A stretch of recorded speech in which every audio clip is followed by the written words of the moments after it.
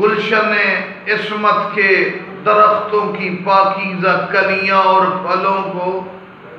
جو امام زادگان کی شکل میں سرزمین عرب اور عجم میں برکات کی علامات سے ان کو ظاہر کریں گے۔ اور امام نے چونکہ بدلہ لینا ہے، تمام سادات اپنے آباء و اجداد کا منتقم آل طٰہٰ، منتقم آل محمد امام زمانہ کو کہا جاتا ہے۔ کربلا کی طرح کا ایک واقعہ مماثلت رکھتا ہے، کئی شیعہ کتب میں اور روایات میں موجود ہے۔ جناب حسین قتیل فخر، حسین ابن علی مولا حسن کی اولاد سے امام موسیٰ کاظم اور امام جعفر صادق کے دور کے درمیان حسین ابن علی، حسین بیٹے علی کے،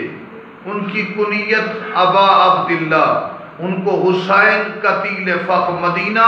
اور عراق کے درمیان فخر کے مقام پر وہ شہید ہوئے، قتل ہوئے، اسی لیے حسین قتیل فخر ان کو کہا جاتا ہے۔ عجیب و غریب دور تھا جب سادات کے حقوق سلب کیے گئے۔ حسین ابن علی کنیت ابا عبداللہ قتیل فخر مولا حسن کی اولاد سے جان نثاروں اپنے ساتھیوں کے ساتھ انہوں نے قیام کیا، چونکہ شام، سوریہ اور عراق میں سادات پر عرصہ حیات تنگ ہو چکا تھا، حقوق کے لیے اٹھے، سرکاری فوجوں نے گھیرا، فخر کے مقام پر یہ اپنے ساتھیوں سمیت کئی درجنوں ساتھیوں سمیت شہید ہوئے۔ ان کی شہادت کے بعد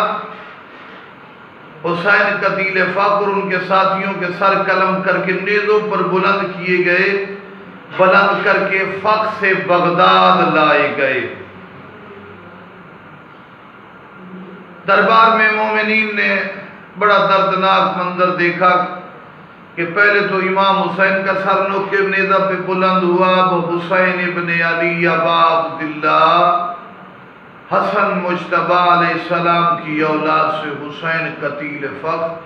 اور ان کے ساتھیوں کے سر بھی بلند کیے گئے۔